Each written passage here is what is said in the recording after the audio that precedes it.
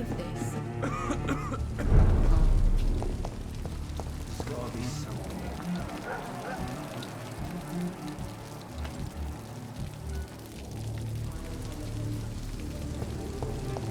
I will get to the bottom of this intrigue. What's been done to me, to this city.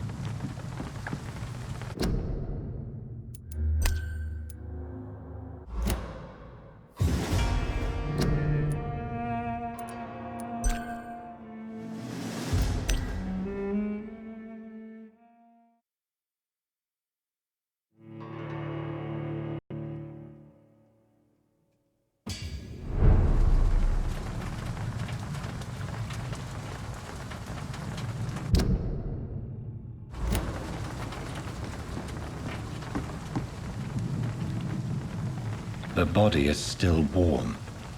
This man has just been drained of blood. This man was armed. He tried to defend himself. This corpse has been dried of its blood, just like the previous victim. What's this? Some sort of note.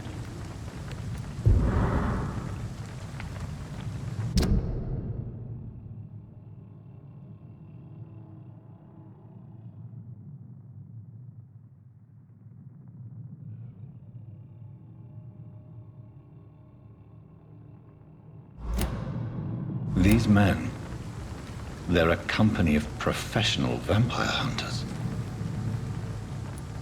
Blood and empty gin bottles. This bishop fellow is something of a heavy drinker. There are blood splats on the other side of the canal. I must reach that barge.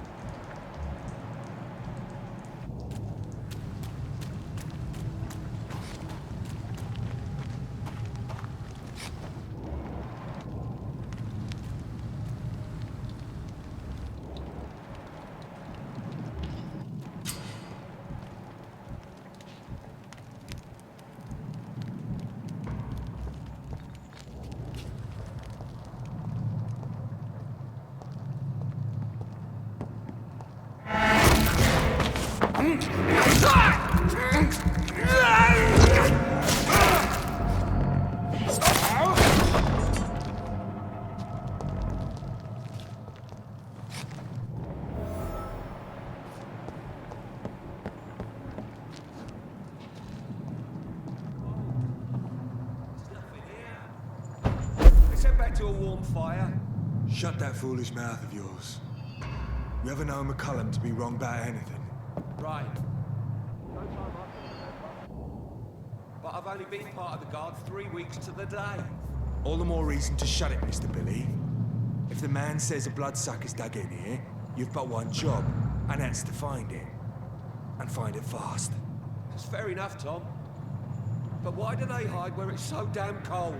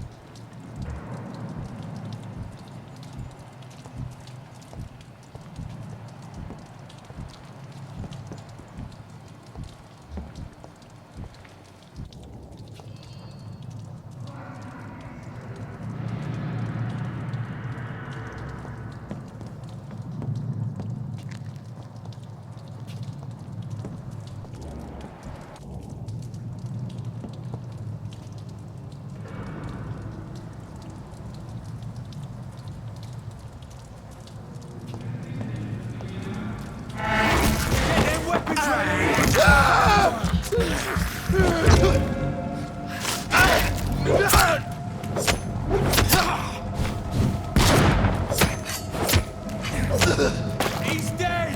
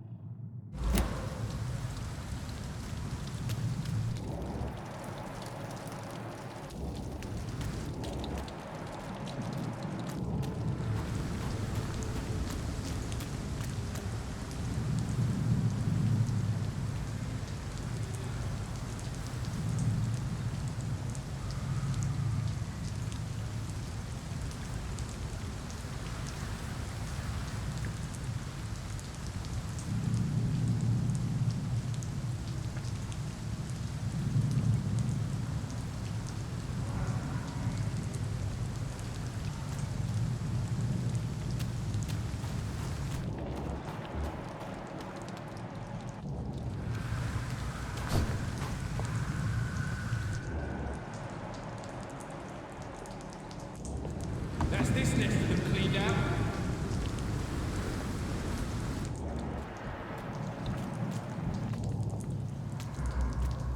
Look at it! Spinach bugger! Stupid beast!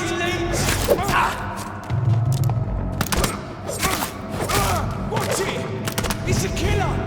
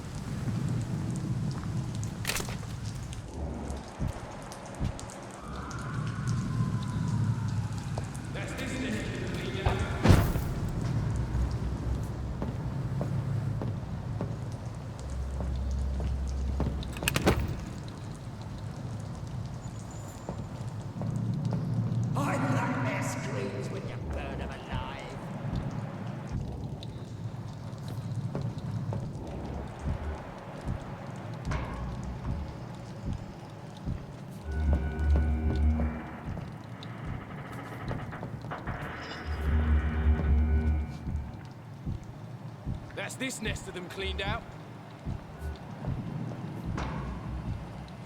Stay close, keep an eye on each other.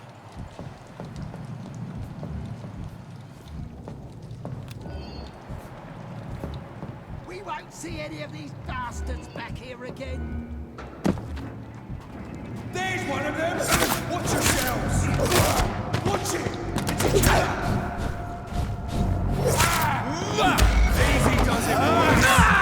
We should deal with this man. Murdering bastard!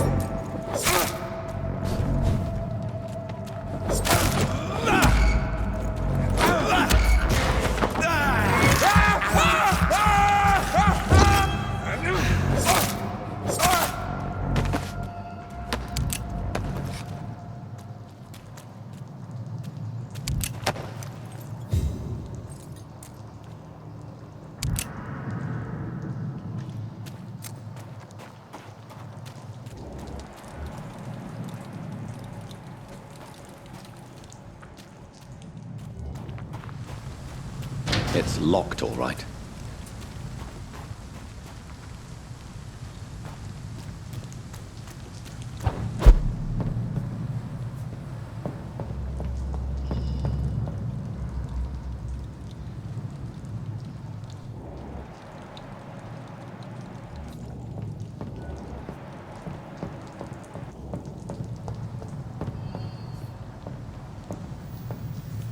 Sir, step away! Over there!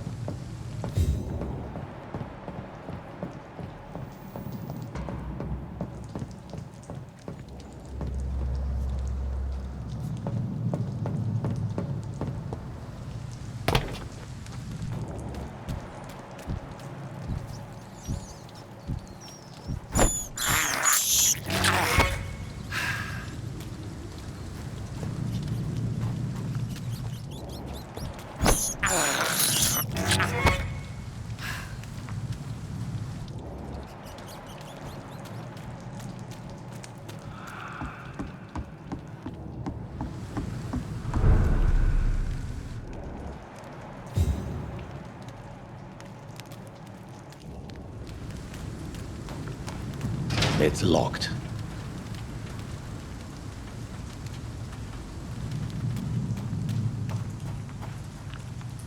Fresh blood. The whole building reeks of it. The scent is so strong it makes me dizzy.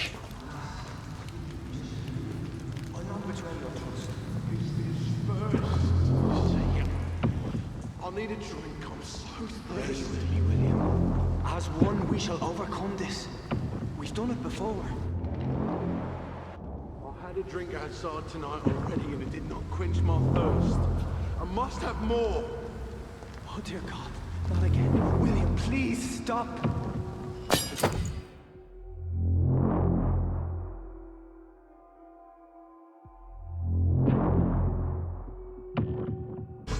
But I promise, you are my dearest friend. You're my last and dearest friend.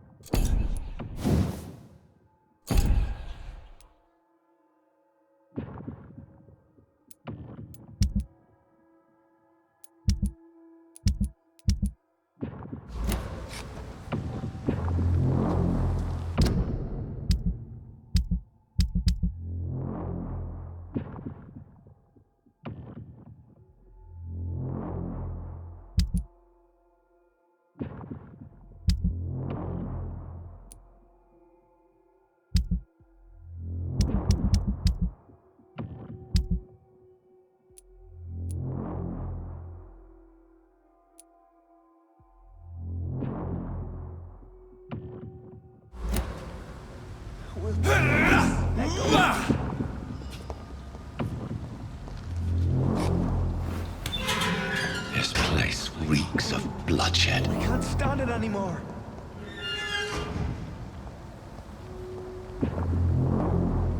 This creature is bedeviled. I must put it down.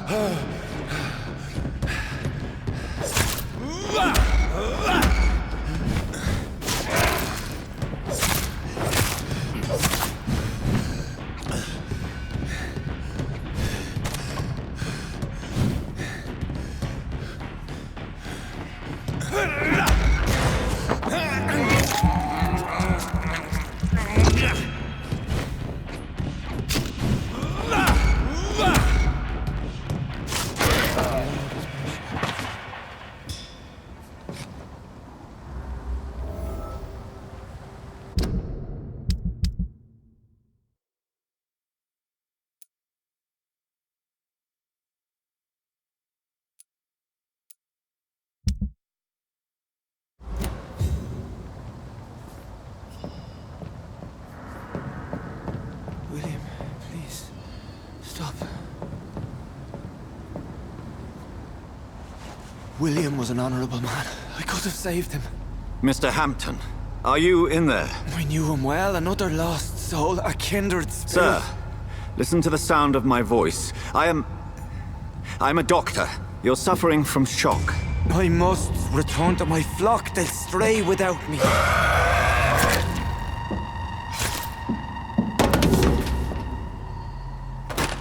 Remember, certain skulls are every bit as resistant as we are. Who are you? What do you mean by Skal? You truly are a newborn. I should have realized. Wait. You are the woman from the bar. Are you like me? Can you help me? I believe, sir, I already have.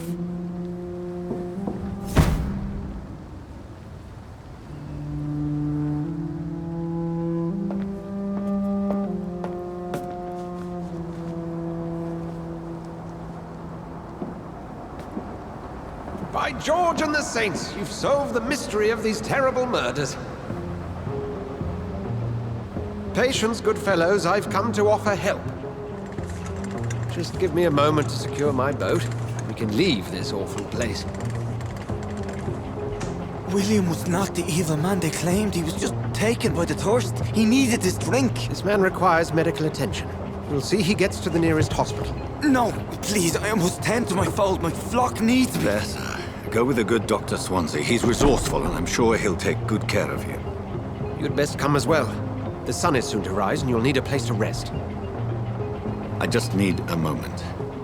If I can learn something about what has happened to William, I'll be a step closer to understanding what happened to me.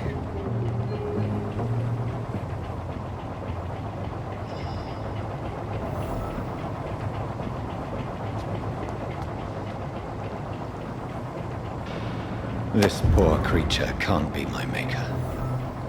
Could it be some subspecies of vampire? I must find a place to analyze the blood.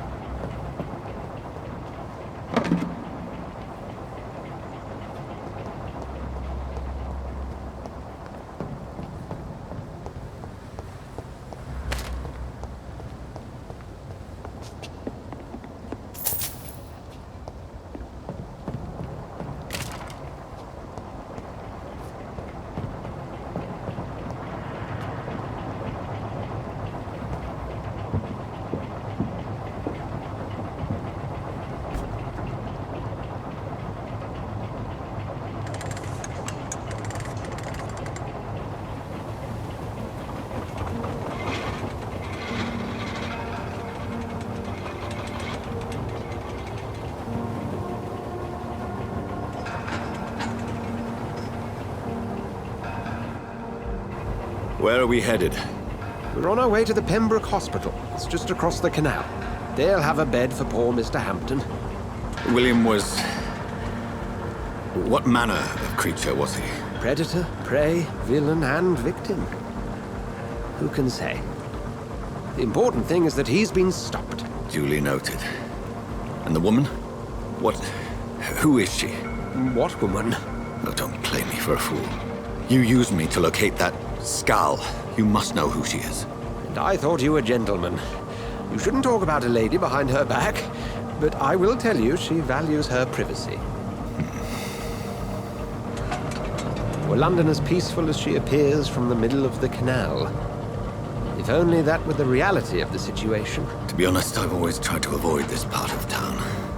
Pembroke Hospital is the last bastion between the rest of London and the epidemic. The flu has decimated the East End and the war still rages. Welcome to the front lines of a plague. This is where you work, Dr. Swansea? I am the administrator of Pembroke Hospital. I thought you were here in service of your mysterious order, the Brotherhood of... Of St. Paul's Stole, yes. But first and foremost, I'm a man of science. A physician, like yourself, Dr. Reed. How do you know who I am? No need for modesty. You are Dr. Jonathan Reed, a surgeon of some caliber and renown, if I'm not mistaken. You are correct, sir. I knew it!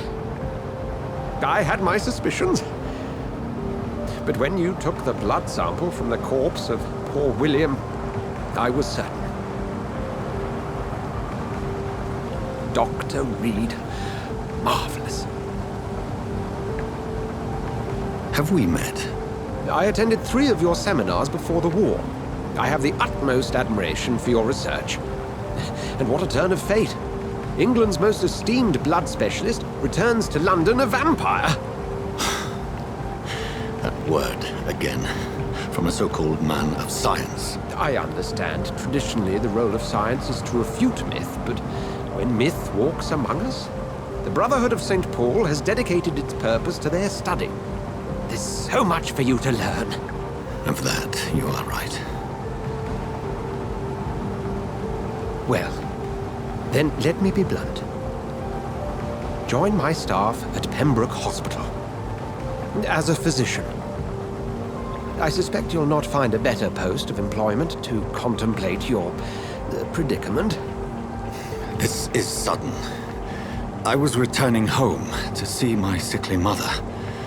But alas, that was before contracting this... affliction. Dr. Reed, take a moment to consider. The post would be for the night shift, providing a good explanation for your absence during daylight hours. You'll be adequately reimbursed, and have a place to hide. I even had the forethought to bring some clean clothes. So, what do you say? It seems I have little choice, but yours is a generous offer, so I thank you. Brilliant! Oh, Jonathan, this is one for the book, and the beginning of a beautiful friendship.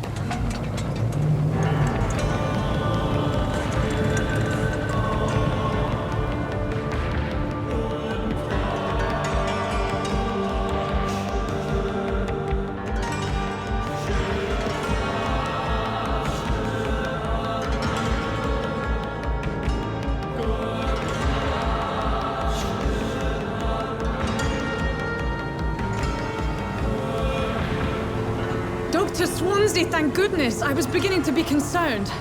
Worry no more, Nurse Crane, for I bring good news. Oh, Doctor, what a night. We lost 2 more patients. Nurse Scow said she couldn't take it anymore and resigned. Yes, well, I'll make a new rota in the morning. In the meantime, find a good bed for Mr. Hampton. Be sure to pay attention to his needs. Of course, Doctor. Oh, and Dorothy? Yes, Doctor? Dr. Reed here has just returned from the front.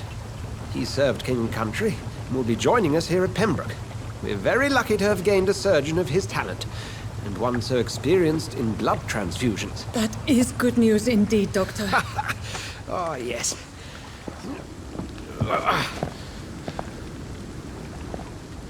Here at Pembroke, it's not what we have, but what we haven't. It's only thanks to Nurse Crane and the staff that our ship doesn't sink. If you have any questions, just ask her. Duly noted. Thank you. Your assistance is required, Dr. Swansea, immediately. Welcome aboard, Jonathan. We'll catch up after my rounds. Coming, Nurse Crane. I'm coming.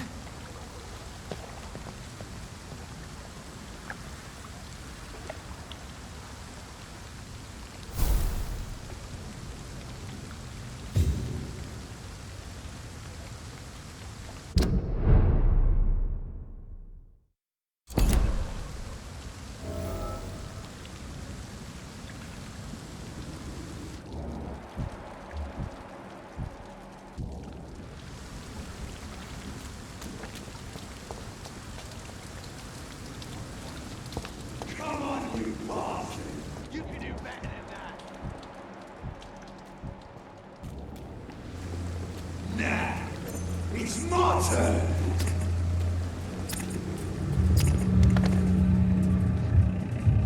Rotten or pristine, each heart contains the seeds of life. Drink at this river, try it all.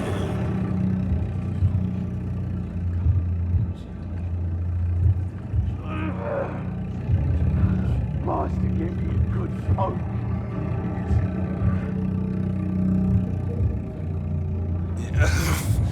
Oh, come on, you bastard!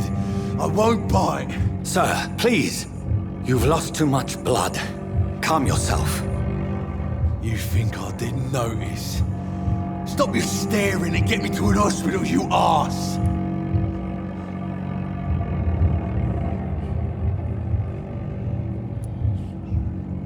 Insulting a good Samaritan. Not exactly the way to get rescued. Alright, sorry. I am in pain here. Me guts are spilling out onto the street and you're yabbering on. Yes. That's a very nasty wound you've got there. Take my word, I am a doctor. Dr. Jonathan Reed. Name's Clay Cox. I'd appreciate you helping me to a better place, Doc. Follow me, Mr. Cox. Let me assist you to that better place.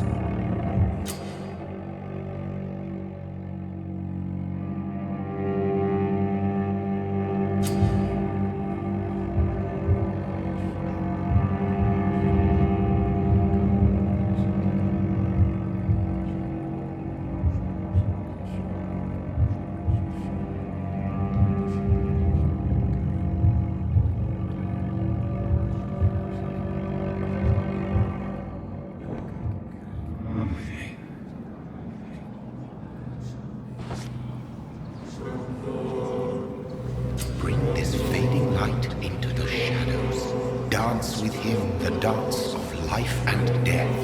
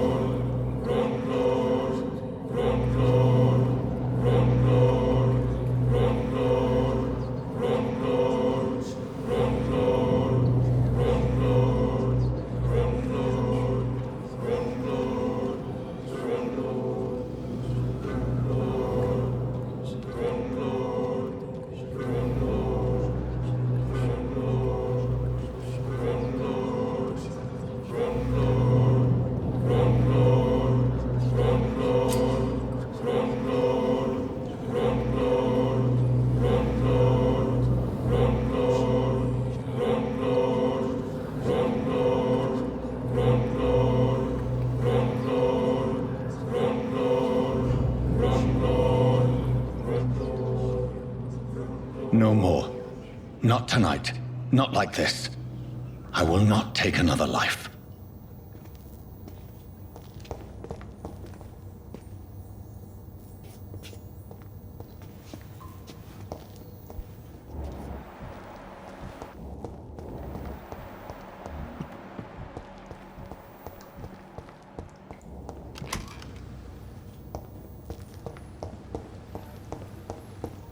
Did I black out?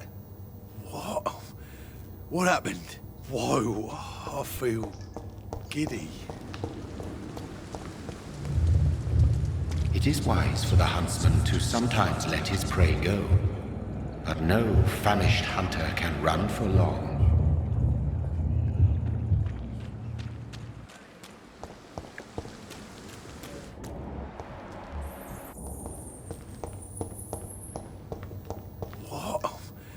What happened?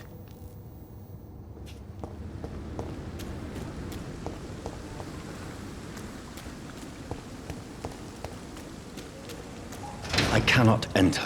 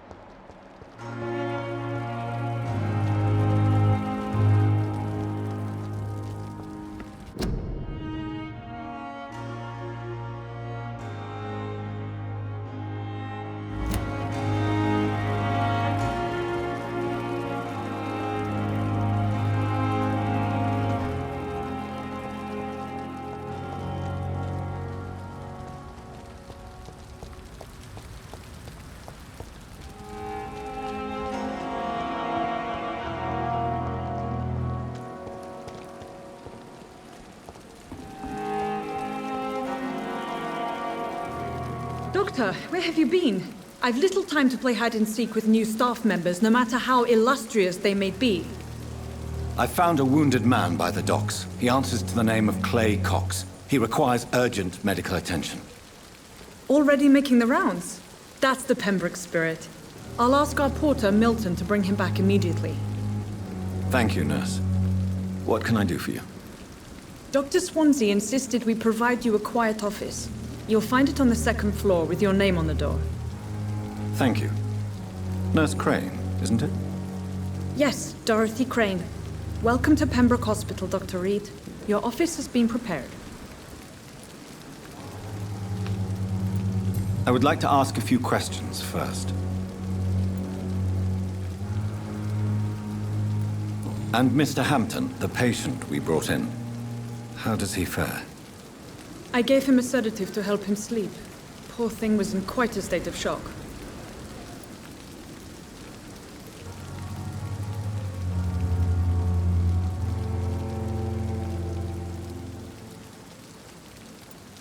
What kind of man is Dr. Swansea? Well, you accepted the job from him. I thought you would have known about your employer.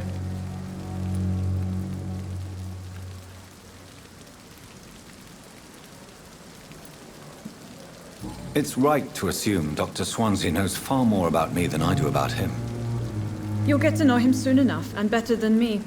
The administrator has better things to do than mix with us.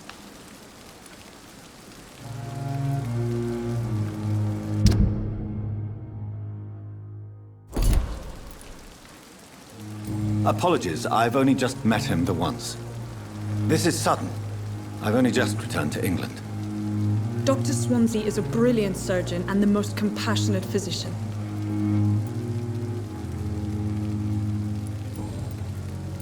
If you could point me in the direction of my room again, nurse.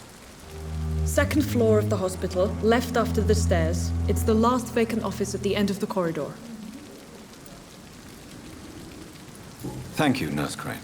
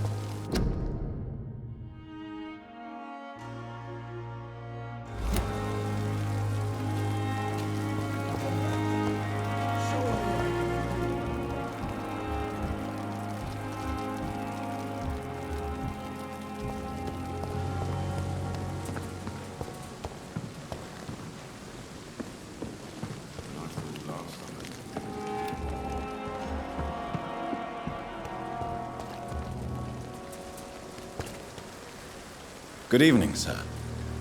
I'm Dr. Jonathan Reed. I'm new here. I've already heard about you, Dr. Reed. I'm Milton Hooks, the ambulance driver for this shithole of a hospital. That's quite a blunt introduction, Mr. Hooks. You can call me Milton. I like to speak my mind, Dr. Reed. Perk of the job. Don't judge me, and I won't judge you. I'm not sure I understand what you're talking about.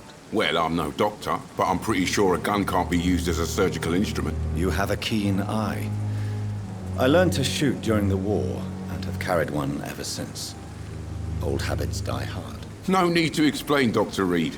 And if you ever need a better gun, remember, I may have something for you.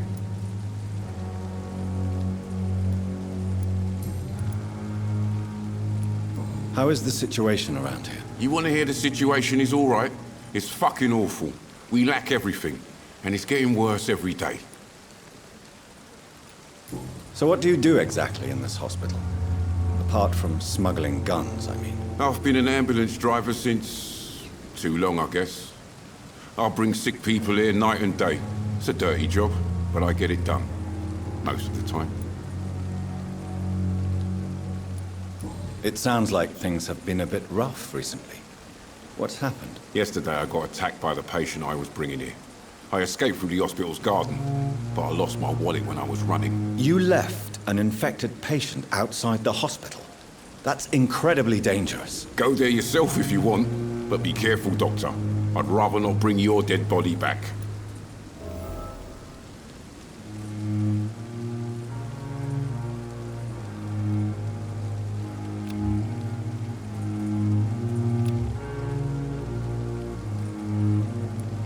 Since you're on the front line, how is the sanitary situation in this vicinity? It's a complete disaster. It's even getting dangerous to enter some streets or buildings. Even the locals attack you.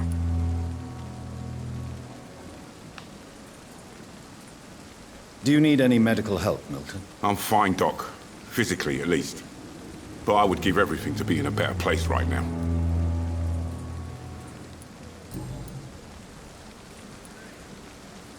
So what do you do exactly in this hospital? Apart from smuggling guns, I mean. I've been an ambulance driver since...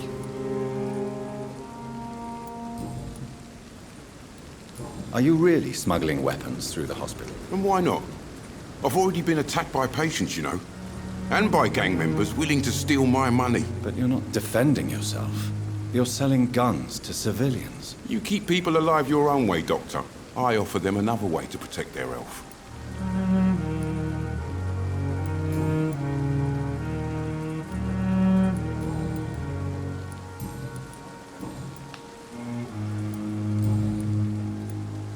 I'd like to see your goods. Wise choice, Dr. Reed. A reliable gun is what everybody needs these days.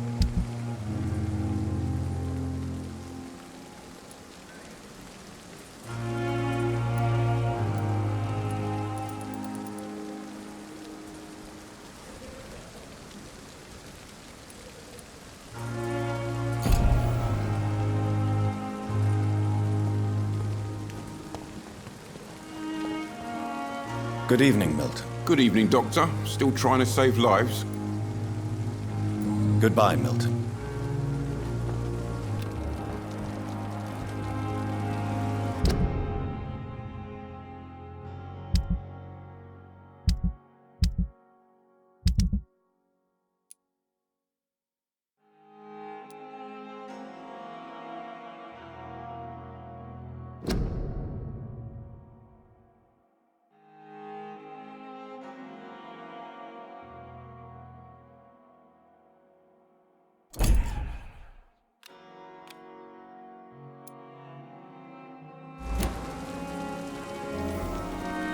Another night with the glorious battalion of men. We are. Good evening, sir. So it is true. The famous Dr. Reed has joined us. I can't think of any better news during these terrible times. Do we know each other? Actually, yes. We met once before, at the Rockefeller University in New York. Dr. Tippett's, yes, I remember. I was assisting Professor Carell in his research about coronary bypasses. He had nothing but praise for you. He was also very confident about your future. And look at you now. eminent surgeon and blood transfusion specialist.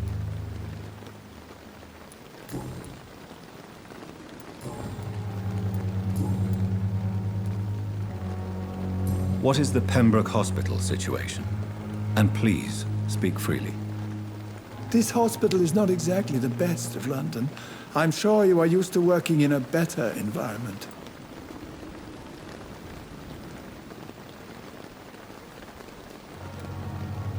It's more than enough.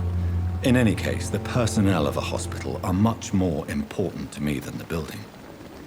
Don't be misled by appearances, Dr. Reed. This hospital does not lack talented people. It just lacks hope.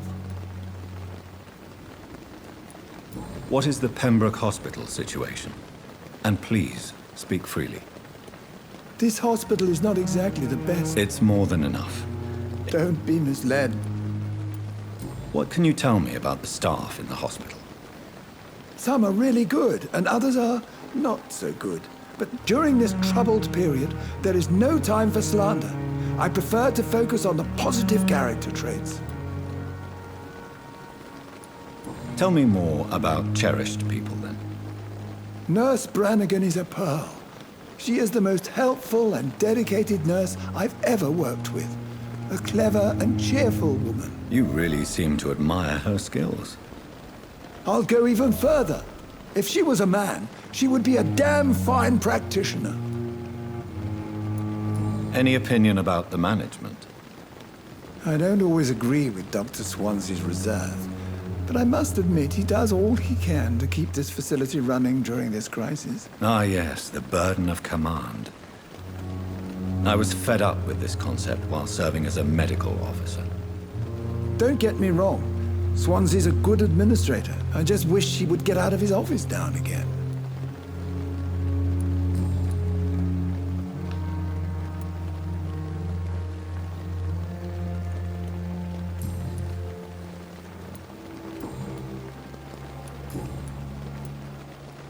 Goodbye, Dr. Tippett.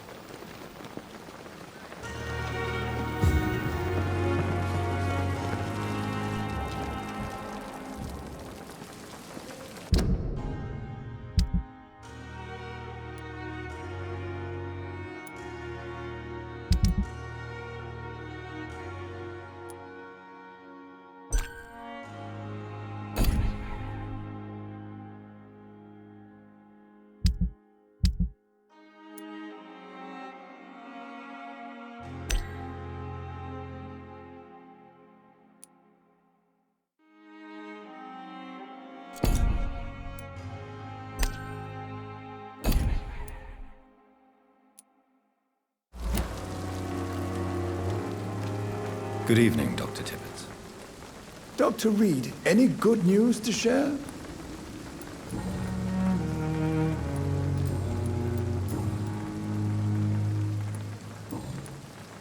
Goodbye, Dr. Tippett.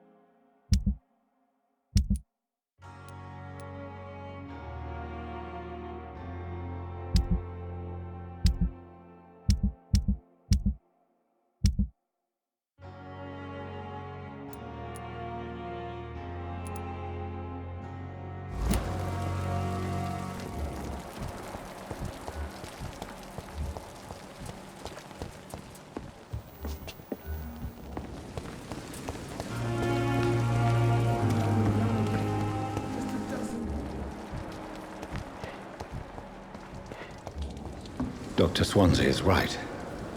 This place seems perfect to conduct my research.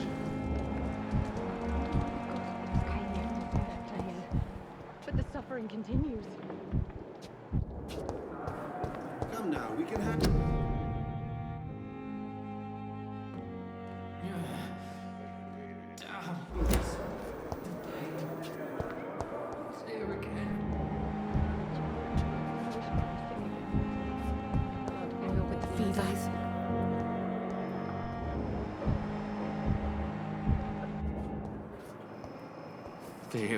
Good evening, nurse. Good evening, Doctor.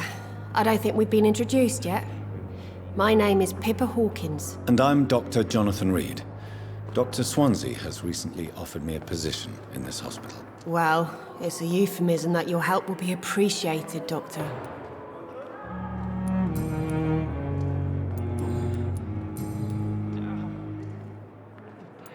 How would you describe the situation at the Pembroke Hospital? It's serious. The flu is wreaking havoc amongst the staff and patients. We are running out of everything.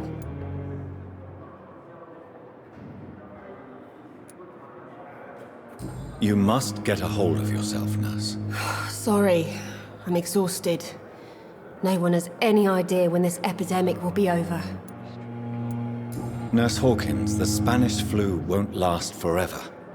Even the Black Plague didn't kill everyone. I wish I could believe you. But what if this epidemic was worse? What if in the end, nobody was spared?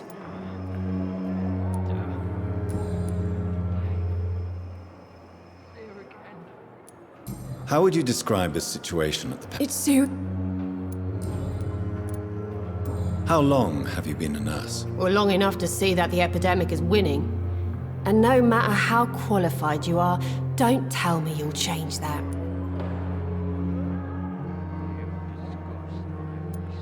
I don't like your attitude, Nurse Hawkins.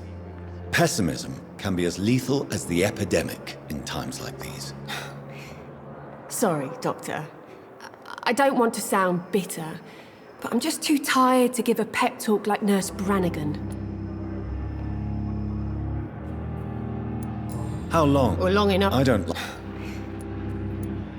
How is the Pembroke staff coping with the epidemic? Well, not well. Milton, the ambulance driver, is even more grumpy than usual, especially concerning doctors. Why is Milton grumpy on a daily basis? Is it just an act? Milton's not the kind of man who's bothered about a bad reputation, whether he deserved it or not. Why does Milton dislike doctors? I don't know. Just ask him. But be warned, Milton is not the chatty type.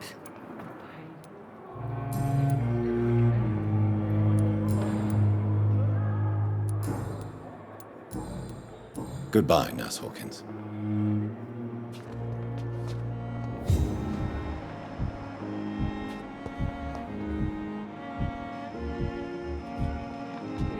Disgust on every street corner. Good evening, sir. Can I help you? Unless you're here to fix my face. No. I don't think you can help me. I'm Dr. Reed. I've recently taken the position of head surgeon here. War injuries, am I right? You guessed right, Doctor. German shell took my pretty little mug right off. But they still call me Thomas Elwood. Where were you stationed, sir? Did you serve for long? I really don't want to talk about all this shit. No offense. I was pushing too much. I served in France myself. I just wanted to know what happened to you. You were an officer, weren't you? Then I doubt we fought the same war, sir. No offense.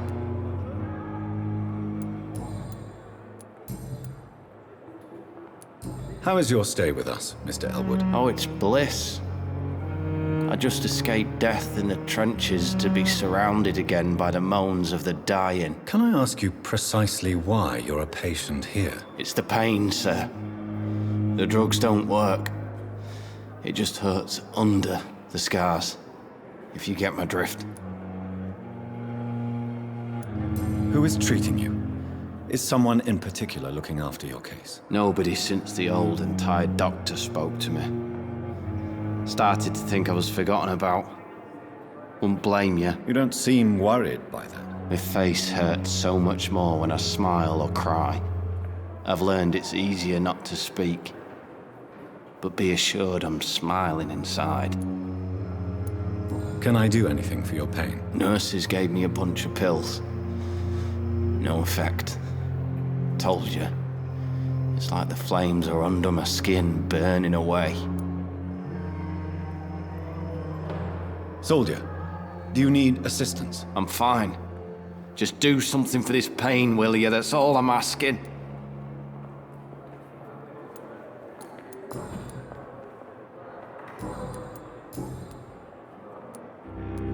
How is your step? Oh, it's bull. Can I ask you? It's the pains.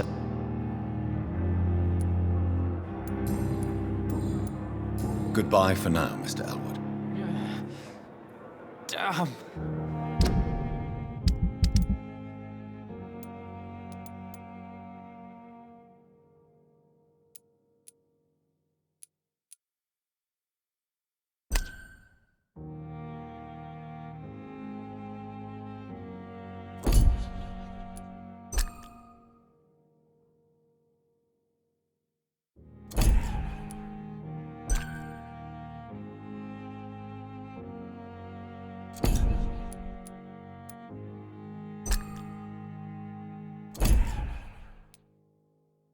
The pain. It's here again.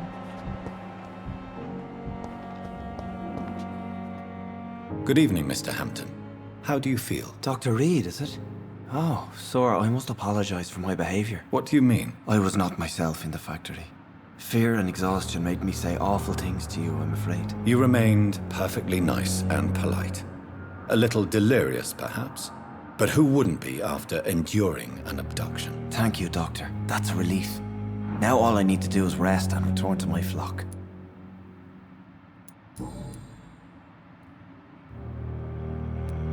How do you feel, Mr. Hampton? Medically speaking, I mean. I feel exhausted. Beyond exhaustion, actually. William drank so much of my blood in his madness. I feel empty. You're in good hands here. Dr. Swansea is well versed in blood transfusion, and I'm sure he'll take the best care of you. Thank you, sir. I believe all I need is rest, and then I can go back to the people who need me. What do you do for a living, Mr. Hampton? I can't help but notice the cross around your neck. I manage a night asylum for the poor and homeless of the docks, and I try to guide the lost and hesitant on the right path to our Lord. Are you a priest, Mr. Hampton? A deacon, maybe? Not at all, Doctor. I'm just a man of faith willing to preach the good word. Why didn't you use your cross against William Bishop? To repel him somehow? That's a very strange question, Doctor. A cross is no magical token, if that's what you were trying to say. Not mine, anyway. Have you made friends since you arrived? Not really, but I recognize Miss Harriet Jones. I knew her when she lived by the docks. That poor woman had such a miserable life. You never came to see her here at Pembroke? Receiving visits when sick can be an important part of the healing process, you know. We're not just bodies. You're preaching to the converted now, Doctor. To be truly honest, I thought she was dead. She left the docks many months ago.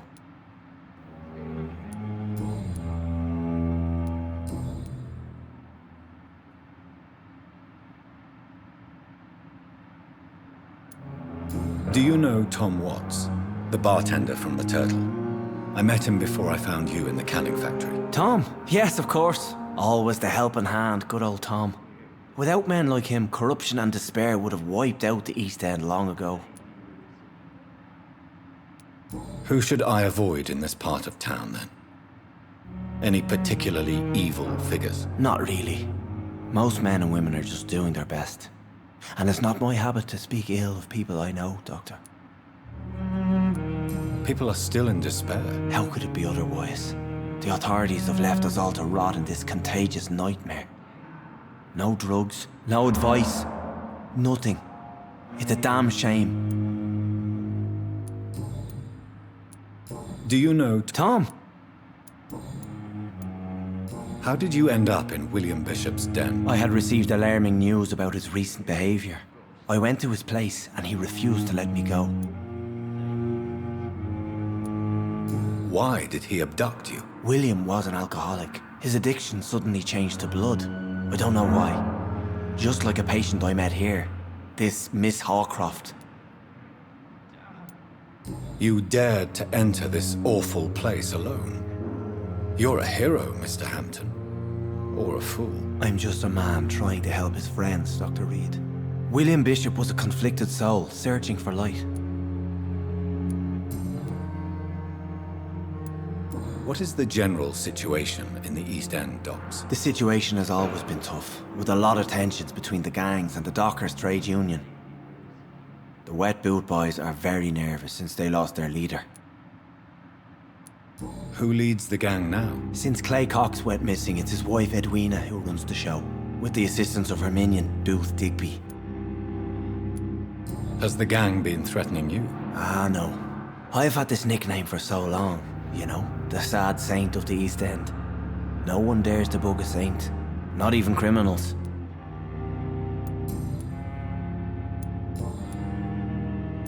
Goodbye, Mr. Hampton. We'll talk again later.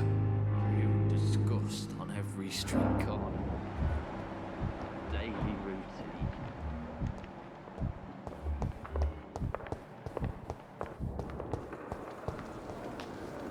Good evening, miss. I'm Dr. Reed, the new surgeon at the Pembroke Hospital. And who are you? Your name has no meaning to me, mortal. You're nothing but dust blown by the winds of eternity. I beg your pardon? What are you begging for, mortal? My clemency? Well, tonight maybe I'm inclined to mercy. You'll never forget the night you met Thelma Howcroft. You keep calling me mortal. Why is that? And if I'm mortal, what are you? Well, Dr. Reed, if you must know, I'm a vampire. Do you require my services, Miss Howcroft? I have no need for your medicine, Dr. Reed. Blood is the only drug I need.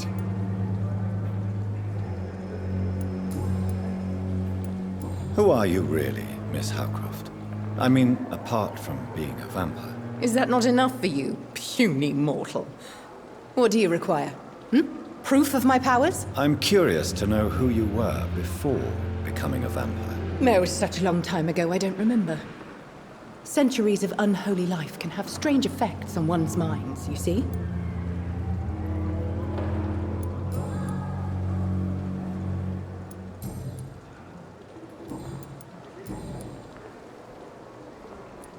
And why do you believe you're a vampire? I don't need to believe anything. It is what I am. It is what I feel within this hollow shell of flesh. Please, describe to me how you feel. What is it like to be a vampire? I can hear my body crumble from the inside as my flesh cracks and fades. I sense the last pulse of postulant blood within my drying veins. I need new blood. I see.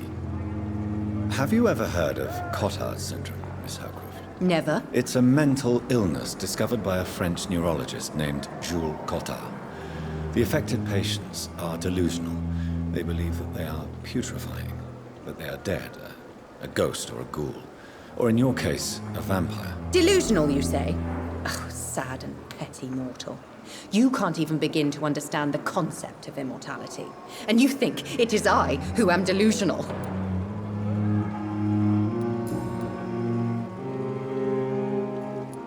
I'm assuming you must be a patient here. Am I right, Miss Howcroft? It's only a cover. To hide from my enemies. I can leave whenever I want. As a woman, a spirit, fog, or bat. Who are these enemies you mentioned? Can you describe them? I cannot say for sure. But I sense their eyes on me from nearby. I feel them watching me every time I visit the garden near the morgue. The staff here are not your enemy. They're here to help you, to care for you, I'm not speaking of the doctors in white. I'm speaking of the men and women who hunt me. For I am a vampire. I see. Don't worry. These people will not find you here. I'll personally make sure they leave you alone. Thank you, mortal. But do not interfere with them, for you are no match for those that hunt me.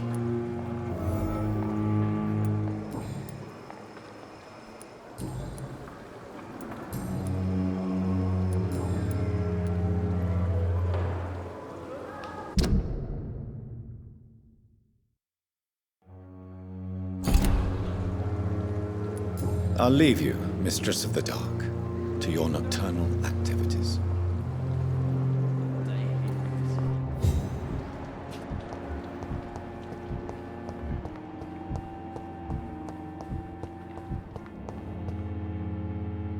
Hello again, Dr. Reed.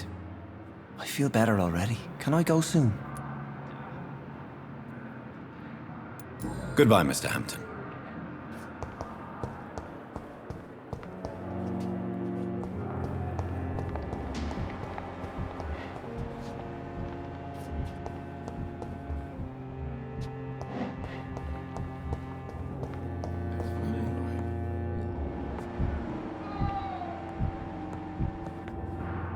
Good evening, sir. I'm Dr. Reed. I believe we're going to be colleagues. Reed? Yes, I've been informed about your arrival. I'm Waverly Ackroyd. Welcome aboard, I suppose. Does my arrival inconvenience you in some way, Dr. Ackroyd? Let us just say that I don't particularly share Dr. Swansea's enthusiasm for hiring you. What we need here are reliable professionals, not overrated dabblers.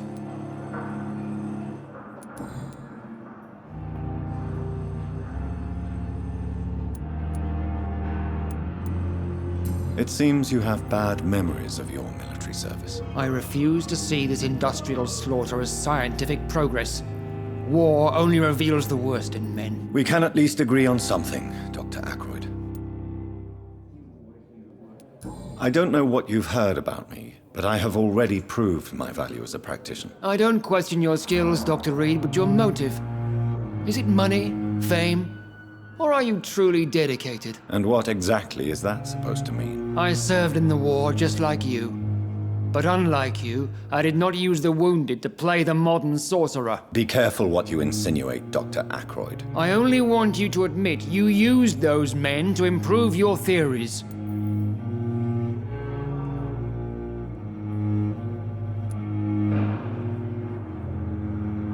This is ridiculous. My blood transfusion technique saved many lives, and you know it. You see? That is exactly what I hate about people like you. You avoid this kind of accusation instead of facing reality.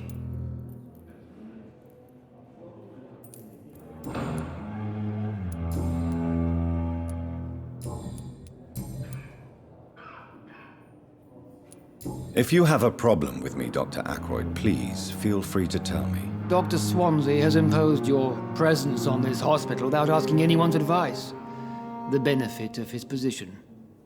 But I don't agree with it. I know we've never met before, but I believe this hospital could use all the help it can get. You will agree with that, I'm sure.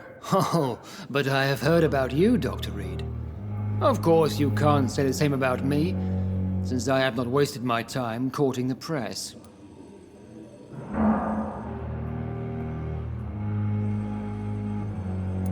Aren't you too old for such jealousy?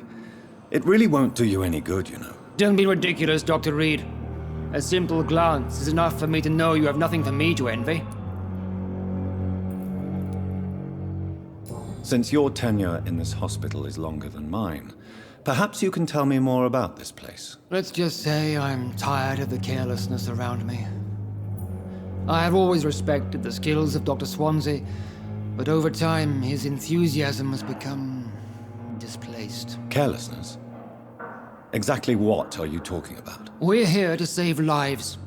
The people who trust us are not volunteering for experimentation. They're here to be healed. I don't intend to run any radical experiments, Doctor. Even if I, as any good practitioner should, express an interest in pushing the boundaries of medical research. Modern medical methods were created through audacity and ego. But there are rules in our line of work, and they're here to protect our patients.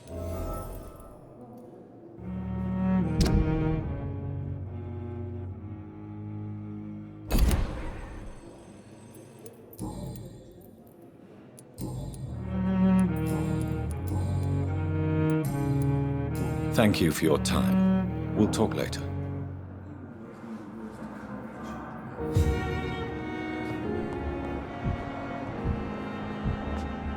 I'm so tired. Will this shift never end? This hospital seems to be... What can I do for you, Doctor?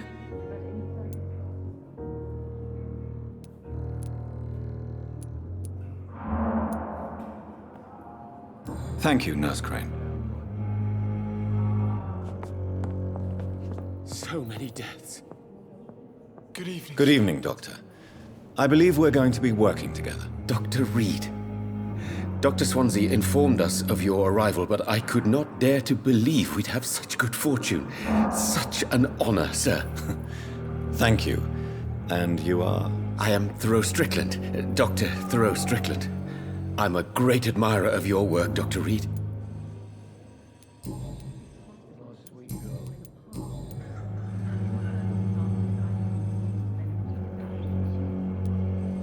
What do you think of Dr. Ackroyd's aversion to modern medical methods? It's a shame he's so narrow-minded. Dr. Swansea taught me that science is about exploring uncharted territory. I'm convinced that's true. With the influenza and all that's going on, you should put your differences aside, don't you think? Why is it so difficult to work together? I believe that if Dr. Ackroyd had been the one to discover the transfusion process, he would be the first to recommend its use. So you believe it's just a question of jealousy and pride? Dr. Ackroyd is as proud as he is blinded by his obsolete concept of medical science. Please, could you tell me something about yourself? I'm a great admirer of your work concerning blood transfusion, Dr. Reed. I run my own experiments. I'm convinced it's the future. What made you choose to be a doctor? I'm not ashamed to admit you and your work have inspired me. I am honored to have the opportunity to work by your side.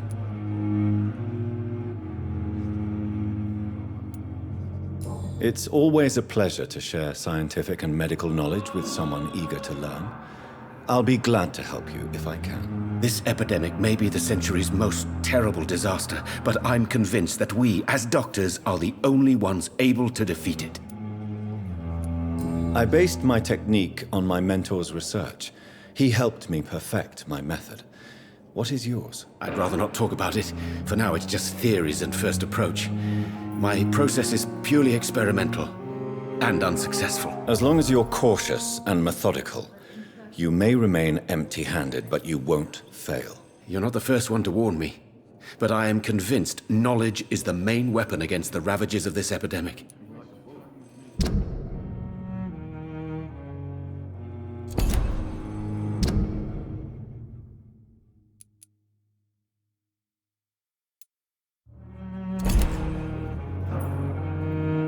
Do you need my medical attention, dear colleague? You don't have to worry about me, Dr. Reed. I am here to assist you, not to be a burden.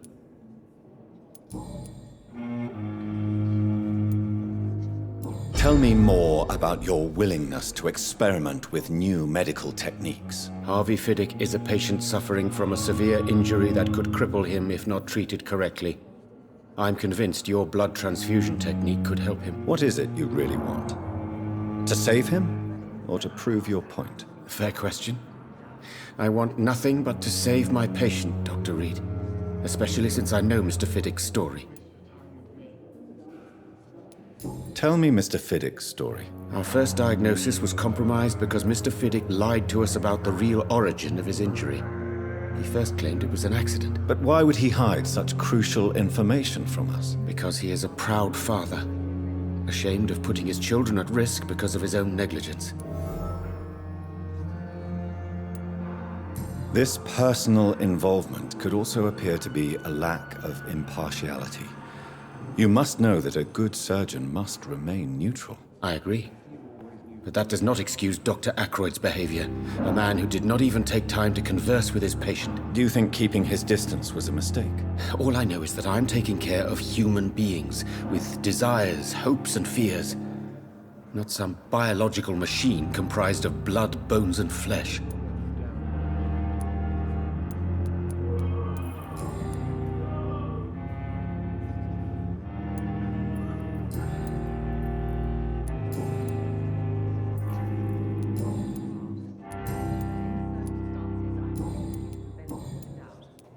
Please, could you tell me something about yourself? I'm a great admirer of your work concerning blood transfusion, Dr. Reed.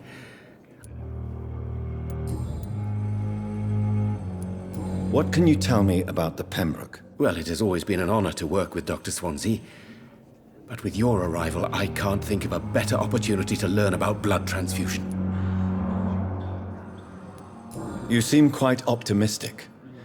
It's a rare and precious attitude in these difficult times. I'm convinced that this epidemic is a test of endurance and dedication for us men of science. Questions remain about our capacity to resolve the situation. True. Last summer, during the first wave of the epidemic, I used to joke with Milton about the extra work. We're not smiling now.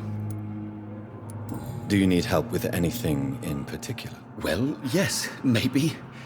I'm waiting for a batch of products I ordered for my personal research, yet my supplier seems to have vanished. Do you want me to play the errand boy for you? Oh no, Dr. Reed.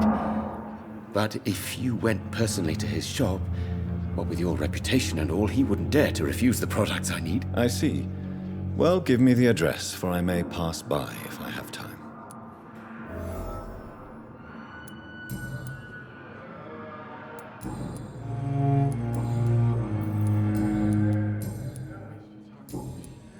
Goodbye, Dr. Strickland. Sweet girl.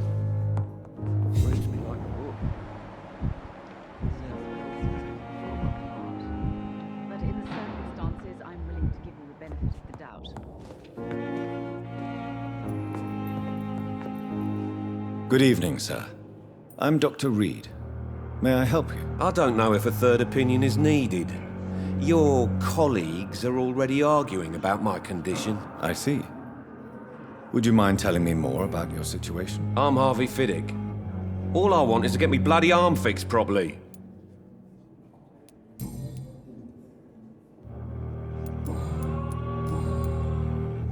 Tell me about yourself, Mr. Fiddick. I'm just a regular guy waiting to get his arm fixed, so I can return to work and to my family. I was more curious about what you were doing before being hospitalized. I'm a carpenter, and a good one too. But that means I need both arms to feed my family, Dr. Reed. Tell me about the doctors who are arguing about your case. Strickland and Ackroyd. They both want the best for me, but there's a lot of pride there. Doctors are no different from carpenters, it seems. What do you mean? I often had professional arguments with rivals on a building site. Difference is, I disagreed about wooden nails, not flesh and bones. Are you satisfied with your treatment here? Well, it's clear that I've chosen a bad time to be injured. Forgive my bluntness, but you seem overwhelmed by cases of the flu. I won't lie to you about it. I'm afraid we are. Are you sure you don't want to operate yourself, Dr. Reed? I have the feeling you're very capable, and your colleagues seem to think so too. In other circumstances, you would be right. But for now, I don't think I can take on the responsibility. My apologies.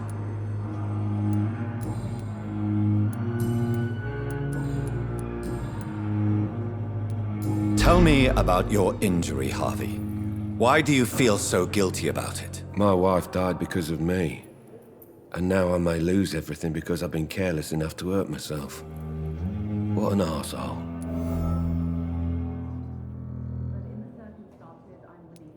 You can't hold yourself responsible for your injury, Mr. Fiddick. Unless you tried to hurt yourself. Of course I didn't hurt myself.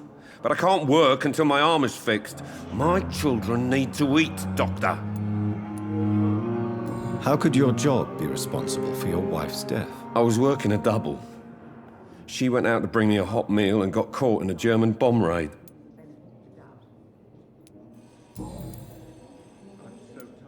Tell me more about the death of your wife, Harvey. 1915. I was in the army, building workshops for the Royal Flying Corps. Helen was happy I wasn't sent to the front. What happened? The Germans sent Zeppelins to bomb the construction site, but they missed their target. My wife was bringing my dinner when the bombs fell.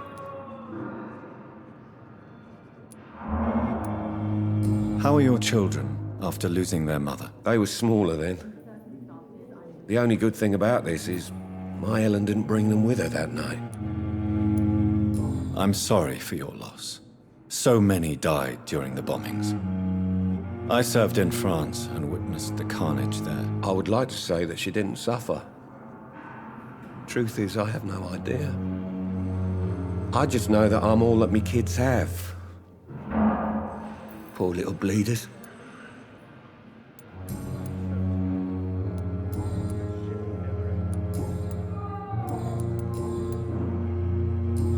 Goodbye for now, Mr. Fiddick. I'll see you later. My sweet girl. Reads me like a book. Never could keep anything from her. Good evening, Dr. Strickland. And good evening to you, Dr. Reed. Can I be of any help? Goodbye, Dr. Strickland. You always knew the words to calm the children, Ellen.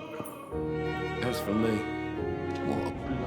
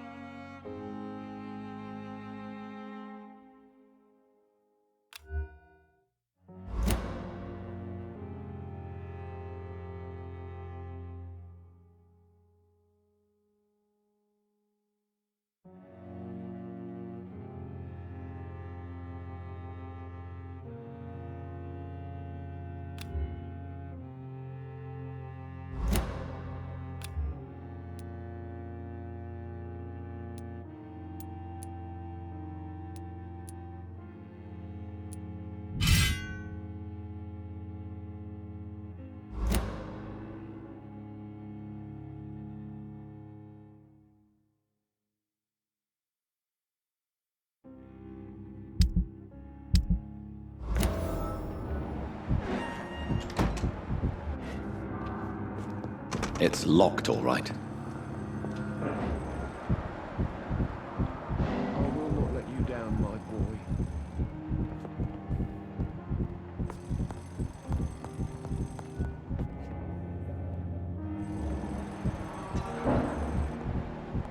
You always knew the words to calm the children, Ellen. As for me, what a blundering idiot.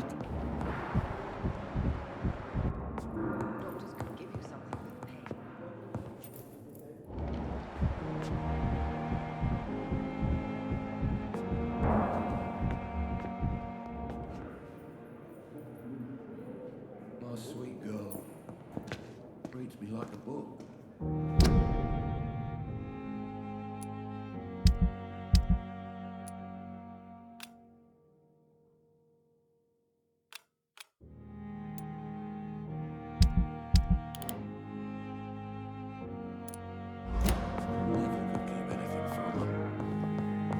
It's locked. Good evening, madam. Can I help you? It's my son who needs you, sir. I'm Dr. Jonathan Reed. How can I help your son? I'm Beatrice Goswick, mother of Mortimer Goswick. Could you check on him, please, Dr. Reed? I've heard much of your talents as a physician.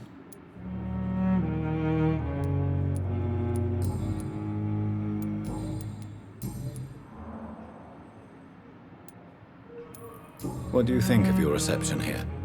Any complaints? I have had the uttermost reservations about this hospital since we arrived.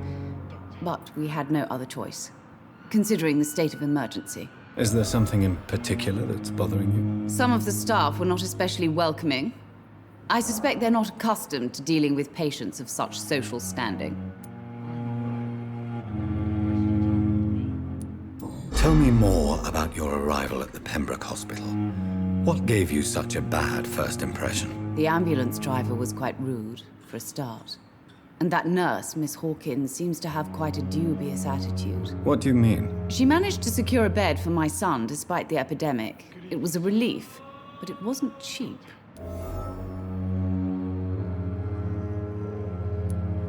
She charged you for a bed. Yes, and I paid without question, considering the urgency of the situation. I share your concern, Mrs. Goswick. Be sure that I'll talk to the people involved. I don't expect compensation, Dr. Reed. But I'm aware such behavior would not be tolerated in other hospitals. What can you tell me about yourself, Mrs. Goswick? Not much to say. Just take care of my Mortimer and I'll cover all the expenses. That's all that matters. Are you really that rich? Most of the patients here are of a more humble origin, if I may say so. Yes, thanks to my husband. May he rest in peace. I can cover any needed medical expenses. May I ask if you have an occupation, Mrs. Goswick? I'm a teacher by profession. I teach young women who are more ambitious about their futures than their families.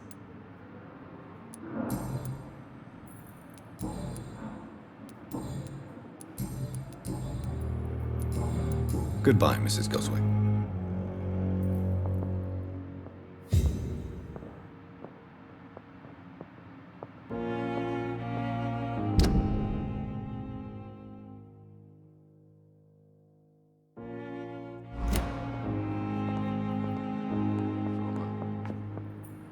Good evening.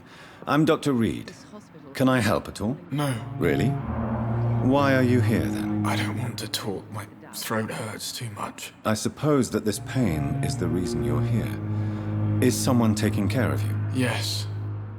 And no. Could you at least tell me your name, sir? Mortimer. Mortimer Goswick. Tell me about yourself, Mr. Goswick. I don't want to talk, Doctor.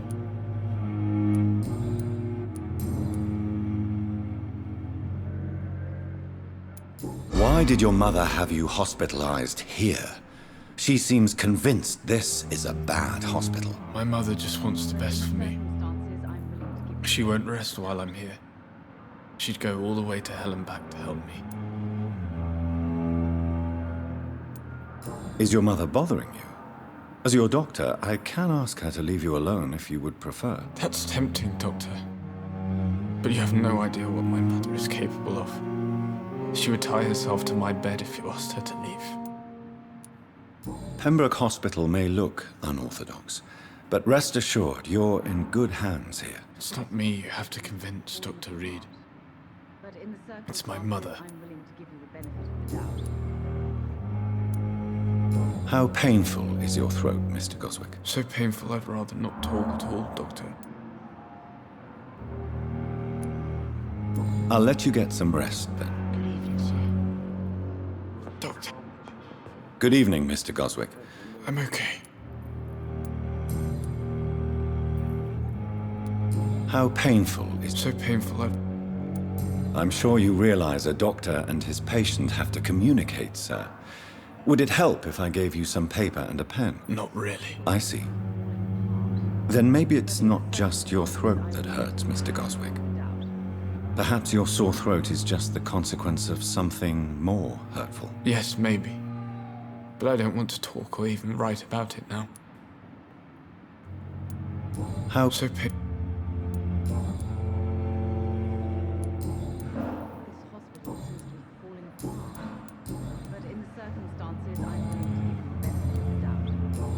I have to go now, sir. But don't hesitate to contact me if you need any help. Good evening, sir. Good evening, Doctor.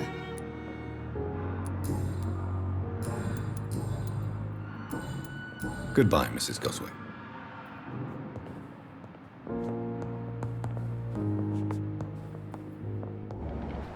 I'm all right. Don't waste your time with me. What can I do for you, Doctor? Thank you, Nurse Crane. Good evening, sir.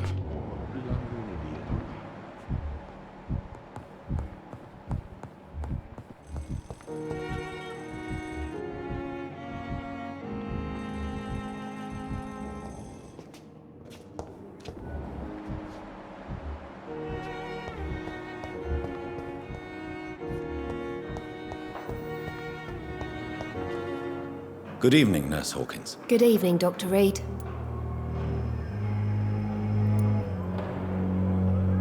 Do you need medical help yourself, nurse? I'm fine, really.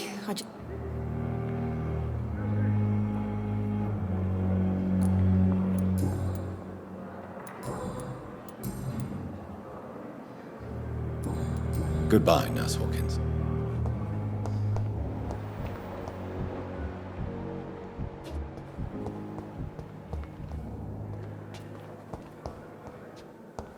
It's locked, all right.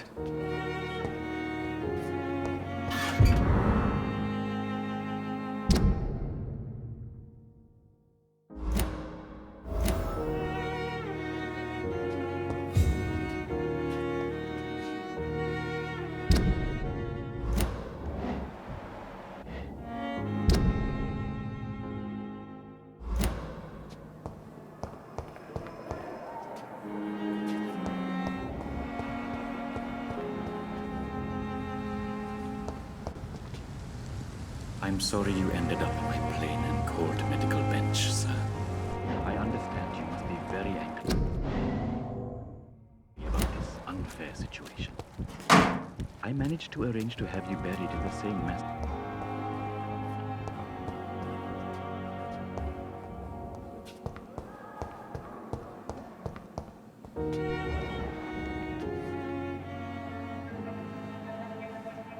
You don't mind if I search your pockets, do you, sir? You won't need any of these anyway. I'm not stealing from you, mister. I'm only redistributing your belongings to people who need them more than you. You see, no one has claimed your body, sir, so it would be such a shame to bury you with your valuables. I will not forget you, sir. And I thank you for your generous donation.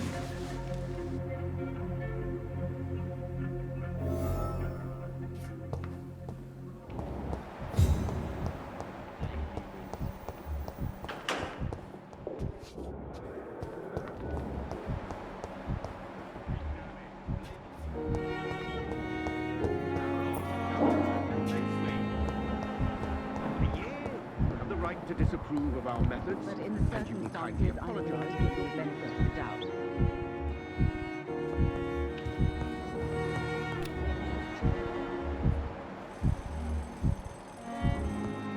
My sweet girl treats me like a book.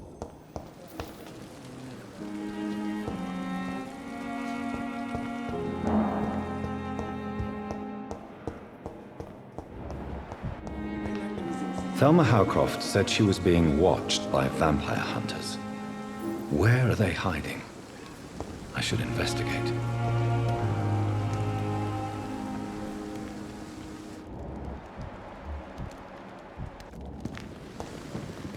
It's locked.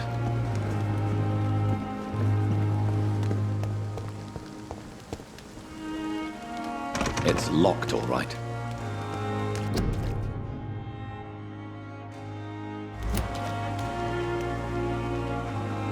Good evening. I'm Dr. Reed. Always a pleasure to meet a colleague, sir.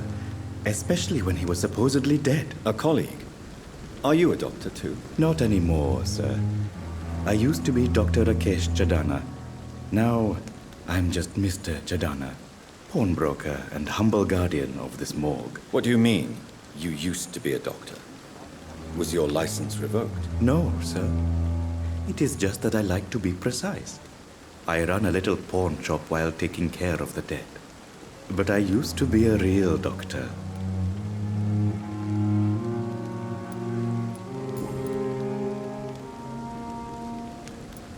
Are you afraid or uneasy being surrounded by so many corpses? Why should I?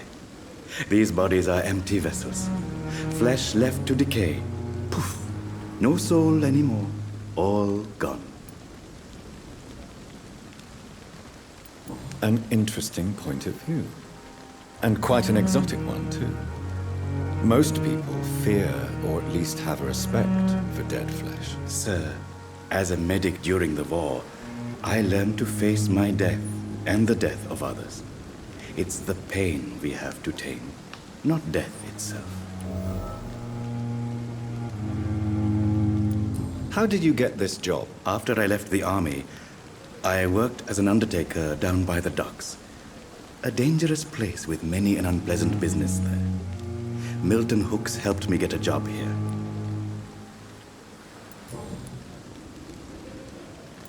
Have we met before? I don't think so, sir.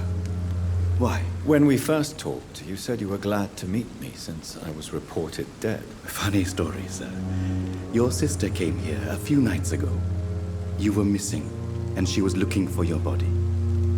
She must be very relieved now.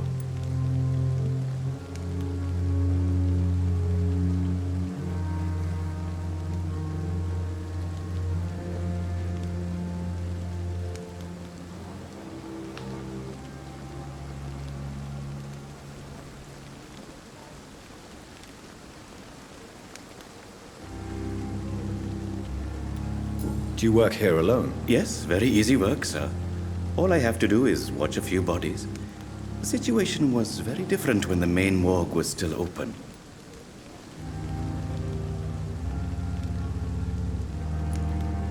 Why close the hospital's main morgue? It was for sanitary reasons after the beginning of the epidemic. Cadavers had to be moved to the nearest mass grave. Why do you have to watch these bodies? Because these poor fellows have no names. We keep them in case someone comes looking for the missing. Sadly, very rarely happens.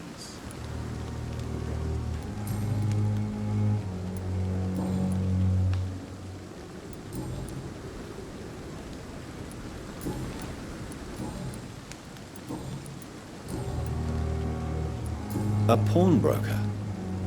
I expect you get all types of people here. Yes, sir. All kind of people. For I sell all kind of goods. Who comes here to trade with you? It's very unhygienic, even unsafe. Diseases can spread. For the customers, for the hospital. I'm very cautious, sir. I've been a doctor, remember? And all my clients are good people. In fact, I think I only know good people. What kind of goods? With the quarantine, it's not always easy to buy things. So I trade, I exchange. Some people sell, some others buy. I like to help.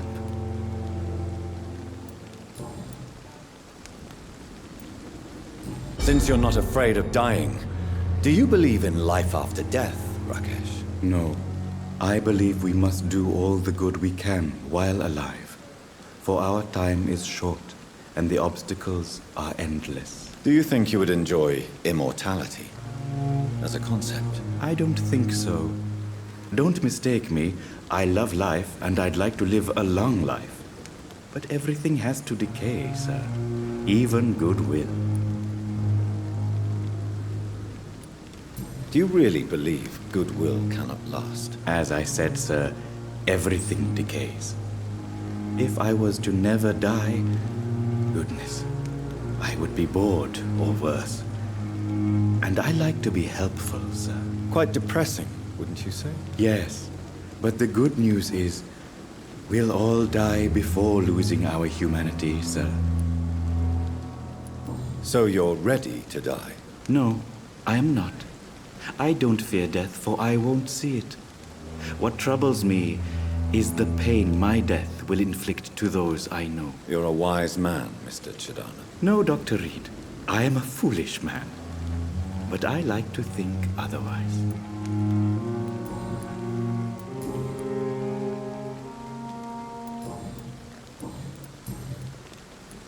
How dare you steal from the dead, Rakesh? Is that what your pawnbrokers is really about? These people are dead, sir. What they possessed could be useful for the living. And I'm sure they would agree if they could speak.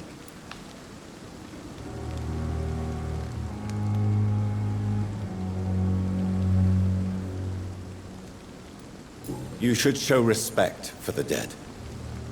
What about their loved ones who may treasure these items you sell? The bodies I watch over are the unwanted and undesired, sir. I would never deprive anyone of their family artifacts.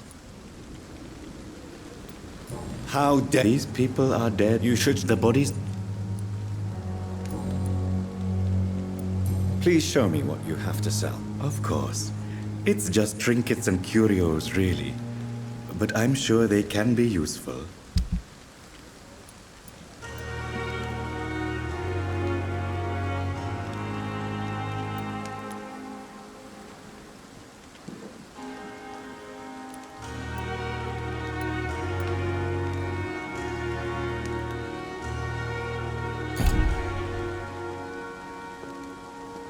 Good evening, Dr. Reed. Do you need medical attention? I'm feeling all right, Doctor. Goodbye, Mr. Chidana.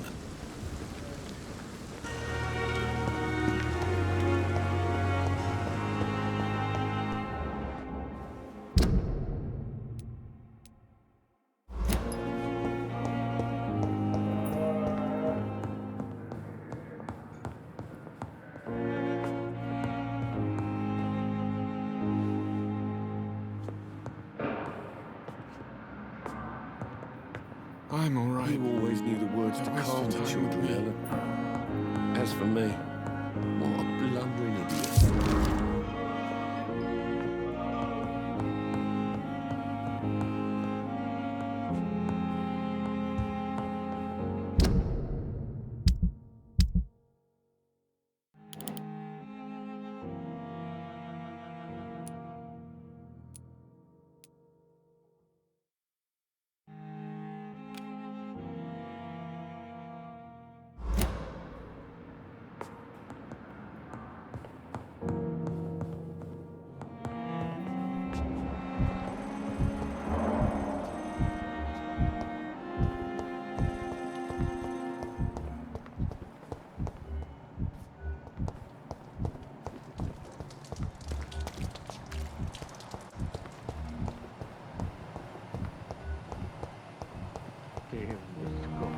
I cannot enter.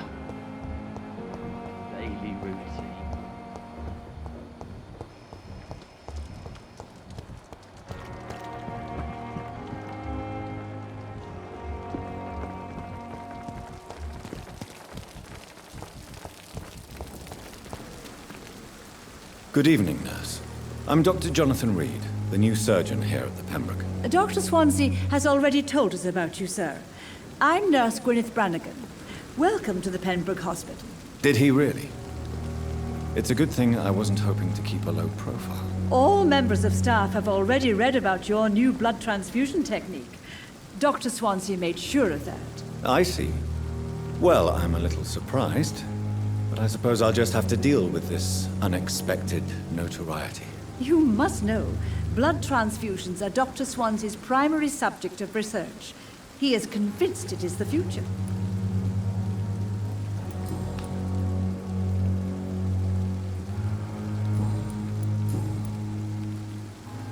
How are things here? Not good, to say the least. We're struggling against an invisible enemy, more lethal than any bullet from a gun. It's hard, Doctor. An invisible enemy? Quite a poetic term for a disease, especially from a nurse. Sorry, Doctor. These last few weeks have been exhausting. We could all do with a good night's sleep. Do you think this hospital can survive the epidemic? We are all volunteers here, and we're trying to hold fast, but how do we beat an invisible killer? Some nurses have already resigned. I'm not familiar with all the staff yet. Perhaps you could help me. Brilliant professionals, most of them. Dr. Swansea has a gift for recruiting talent. Most of them? Is there a problem I should know about, nurse? It would be inappropriate for me to speak ill of a colleague. Is there anyone that stands out? Well, I have never met someone as dedicated as Dr. Tippett. He should be a standard for us all here. If only he were younger. Why should his age be a problem? I guess it's fair to say he's always pushing himself to the limits. He just doesn't know when to stop and get some rest. Nurse Brannigan, if you do know something, please tell me. Anything you say will be held in confidence. No. I may disagree with some conduct, but in the end, everybody is doing their best.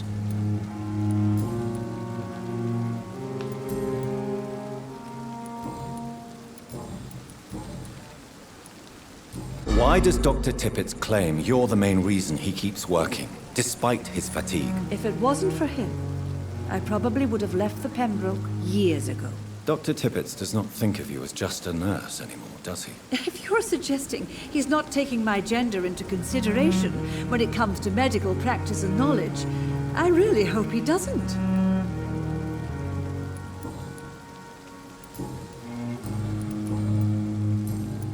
Goodbye, nurse. Call me if you need assistance.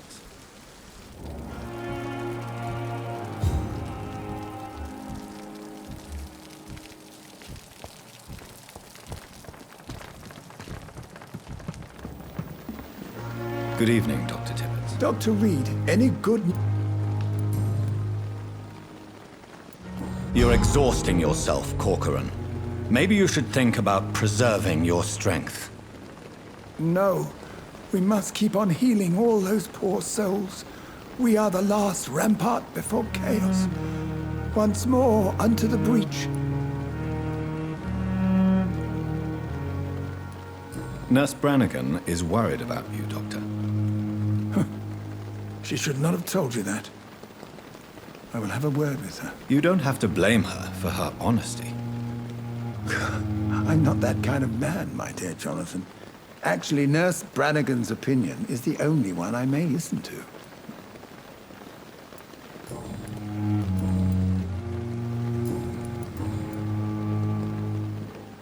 Do you need any medical assistance yourself, Doctor? Come on, don't be ridiculous, dear colleague. Goodbye, Dr. Tippett.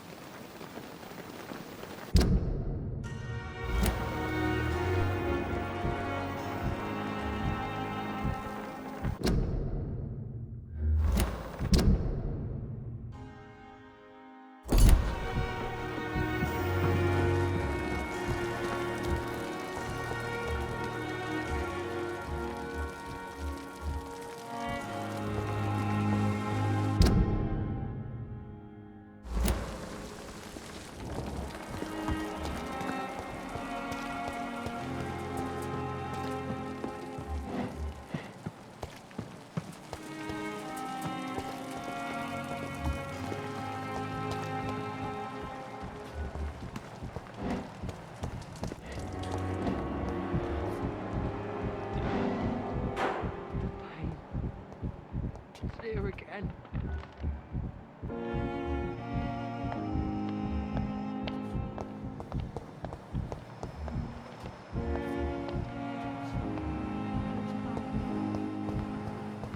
It's locked, all right. Fear and disgust on every street corner.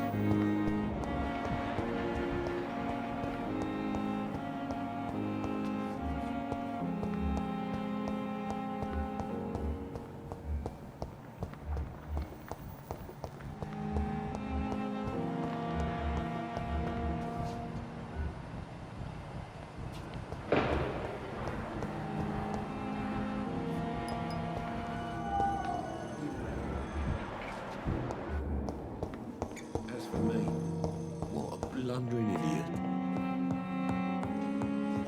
Good evening, sir. Doctor.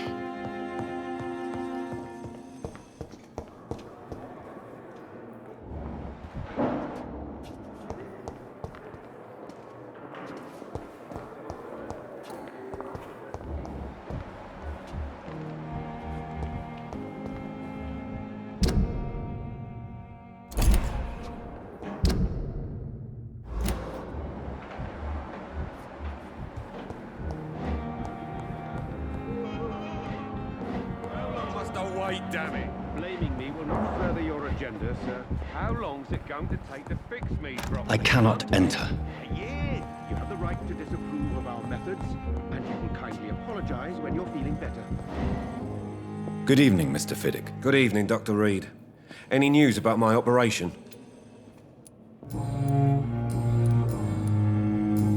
Goodbye for now, Mr. Fiddick. Still more coming. How can we be sure we're making a difference? My sweet girl. Reads me like a book. I never could keep anything from her. I'm all right. Don't waste your time with me.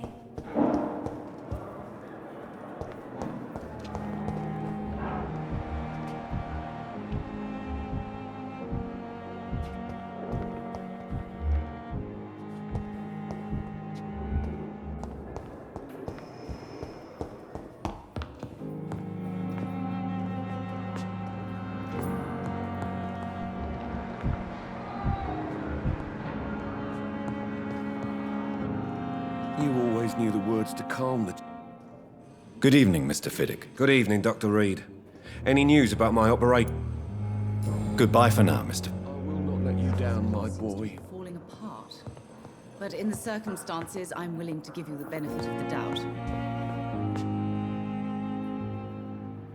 I'm all right. Don't waste your time with me. My sweet girl. Reads me like a book. I never could keep anything from her.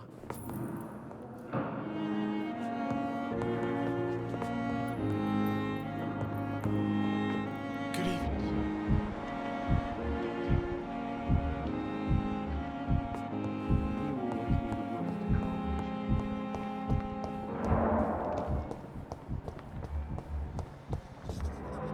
Good evening. Good evening.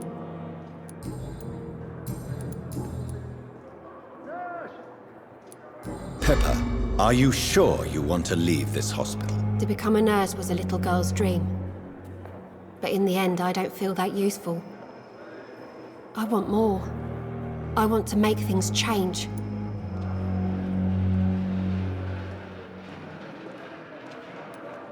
You should be proud of what you've achieved. This hospital represents hope for many people in need of help. Maybe you're right. But at the moment, I feel like we're just a cemetery waiting room.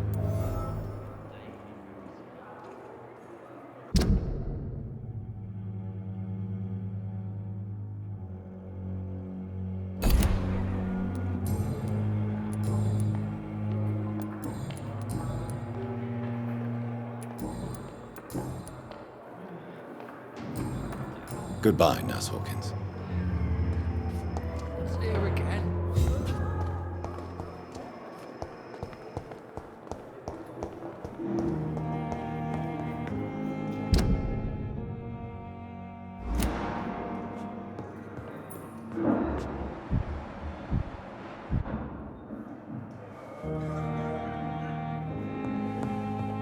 You always knew the words to calm the children, Ellen. As for me...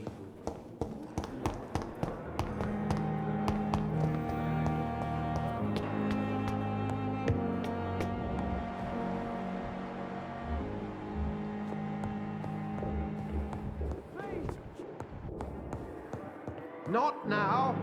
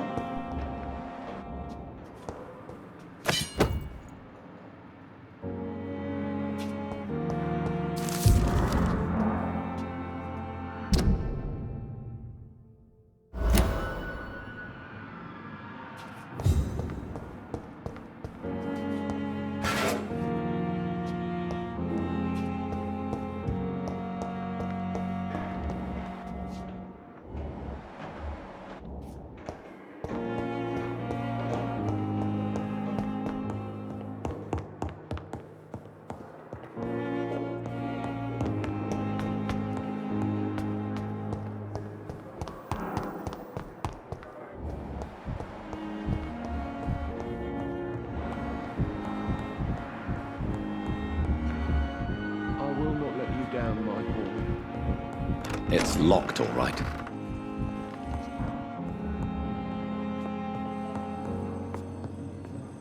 Good evening, Mr. Fiddick. Good evening.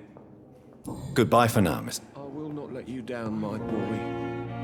waste your time with me.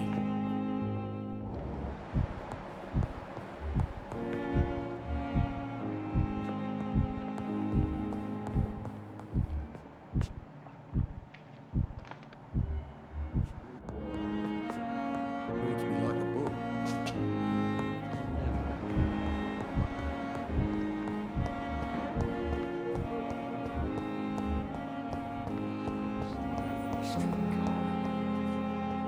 Daily routine.